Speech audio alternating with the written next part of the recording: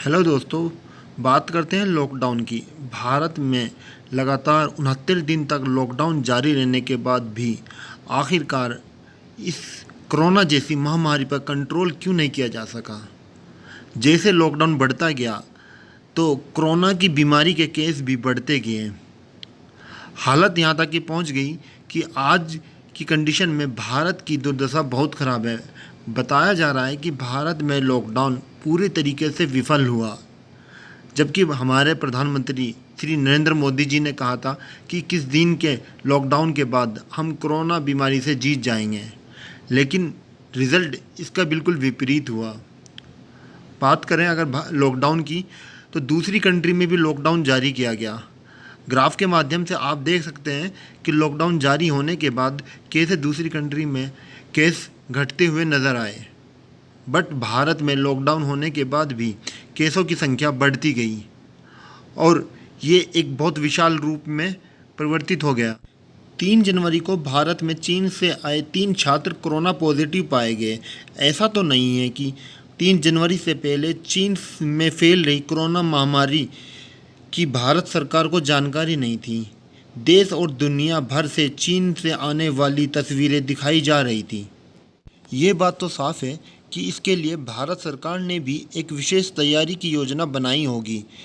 आखिरकार कैसे इस बीमारी से हम लड़ सकते हैं और कैसे इसको कंट्रोल कर सकते हैं। लेकिन भारत में भी विदेश मंत्रालय से लेकर स्वास्थ्य मंत्रालय और खुफिया एजेंसी इस पर नज़र रखी होंगी, ये भी सच है। लेकिन ये महामारी भारत में एक बड़े पैमाने पर फैल सकती है। इसे लेकर भारत सरकार की ओर से कोई भी गंभीर चर्चा नहीं दिखाई दी।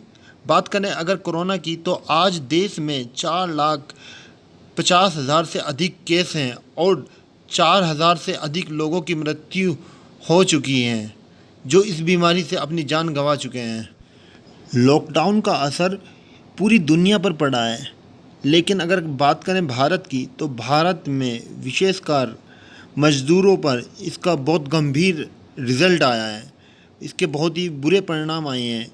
लोगों को अपने घर जाने के लिए कई सौ किलोमीटर पैदल यात्रा करनी पड़ी।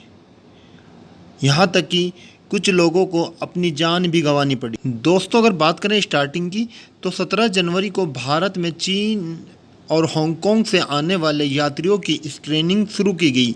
लेकिन ये बीमारी दूसरे देशों से भी आ सकती है, इसके लिए भारत सरकार की कोई गंभीरता नहीं दिखी। 2 फरवरी को भारत सरकार ने सिंगापुर और थाईलैंड से आने वाले यात्रियों की स्क्रीनिंग शुरू की गई। 12 फरवरी को जापान और दक्षिण कोरिया से आने वाले यात्रियों की स्क्रीनिंग शुरू की गई।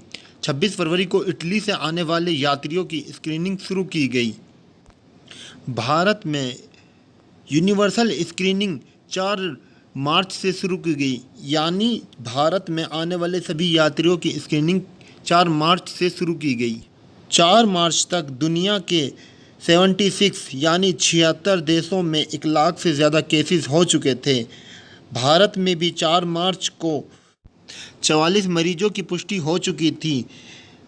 हेल्थ जर्नल के मुताबिक 15 फरवरी से 23 मार्च के बीच 15,24,000 यात्रियों की स्क्रीनिंग की गई, जबकि DGCA के मुताबिक देश में 76,40,000 लोग विदेश से आए, यानी विदेश से आए मात्र 19% लोगों की स्क्रीनिंग की गई। 23 मार्च को सभी यात्रा बंद कर दी गई। 24 मार्च को 21 दिन के लिए लॉकडाउन जारी किया गया। सोनू भाई ने हमारे लिए बहुत अच्छा काम किया और आज हम लोग गाँव जा रहे हैं, बहुत खुशी की बात है।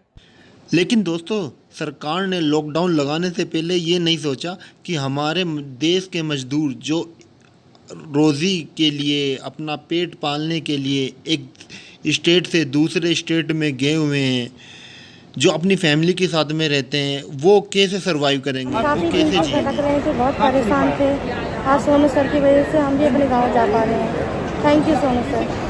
हालांकि दोस्तों, गरीब मजदूरों को घर जाने के लिए साधन न होने के कारण उनको पैदल ही जाना पड़ा, जिसके लिए सोनू सूद, बॉलीवुड के एक्टर और बाकी अन्य लोगों ने इन गरीबों की मदद की। उनको घर जाने के लिए बस का इंतज़ाम कराया, खाने के लिए राशन का इंतज़ाम कराया। कुछ गरीब लोग जो फैक्ट्रियों में काम करते थे वो वहीं के वहीं रह गए, उनके पास खाने के साधन भी नहीं थे, क्या कर सकते थे, मजबूर थे। खाने के लिए मर रहे। हम लोग को बिहार के मुख्यमंत्री नीतीश कुमार जी कुछ व्यवस्था करें, जो हम लोग यहाँ फंसे हैं कोरोना वायरस के चलते। सेठ लोग भी जो है ना पगार देता है, न खाने पीने को कोई सुविधा देता है। इसके लिए सरकार हम लोगों के लिए कुछ सुविधाएं दे ताकि हम लोग अपना अपना घर वतन चले जाए। तो लॉकडाउन होने के बाद गरीब लोगों को बहुत परेशानी आई। जो लोग मजदूर थे उनको घर जाने में बहुत प्रॉब्लम आई, और जाने के बाद आखिर करेंगे क्या। सब कुछ तो यहाँ पे था, बरसों से काम करते थे, कमाते थे, अपना जीवन यापन करते थे, फैमिली का गुजारा करते थे। लेकिन अब उनके सामने एक बड़ी चुनौती है कि गांव में जाके करेंगे क्या, क्योंकि मजदूरी तो वहाँ पर है नहीं और यहाँ पे सब कुछ ख़त्म हो चुका है। तो अब सवाल ये उठता है कि देश की बेरोज़गारी और कितनी ज़्यादा बढ़ती जाएगी। आंकड़ों के माध्यम से पता चला है कि मनरेगा के लिए 1 अप्रैल से 20 मई 2020 तक 35 लाख लोगों ने काम के लिए आवेदन किया है, जबकि पिछले पूरे साल में सिर्फ 1,80,000 ने आवेदन किया था। ये वीडियो देश की राजधानी दिल्ली के आनंद विहार रेलवे स्टेशन की है, जहां पर लोगों की भीड़ इकट्ठा हुई है जो अपने घर जाने के लिए परेशान है, क्योंकि लॉकडाउन के चलते दिल्ली में इनके काम ठप हो गया और घर जाने के लिए कोई साधन नहीं है। तो अब क्या कर सकते हैं, कहाँ जाए। दिल्ली में खाने के लिए नहीं है, जाने के लिए साधन नहीं है। बात करें अगर लॉकडाउन की तो आप देख सकते हैं कि पहले 21 दिन, फिर 19 दिन, फिर 14 दिन, फिर 14 दिन के बीच में लॉकडाउन के बाद भी कितने केस बढ़ते गए हैं। दोस्तों, अगर आप बात करते हैं टेस्टिंग की तो देश में डेली 1 से 1.5 लाख के बीच में टेस्टिंग की जा रही है। ये जान के हैरानी होगी, जिस माध्यम से हम टेस्टिंग कर रहे हैं, इस तरीके से अगर पूरे देश की टेस्टिंग की जाएगी तो लगभग 30 से 35 साल लग जाएंगे। इस माध्यम से तो दोस्तों नहीं लगता कि हम कंट्रोल कर पाएंगे कोरोना जैसी महामारी को। हम कैसे कंट्रोल कर पाएंगे। हाँ, लॉकडाउन के बारे में ये मेरी अपनी राय थी। दोस्तों, आप अपनी राय, आपकी राय क्या है? आप अपनी राय मुझे प्लीज़ कमेंट में जाकर बताएं कि आपकी लॉकडाउन के पास या फेल होने में क्या राय है। धन्यवाद।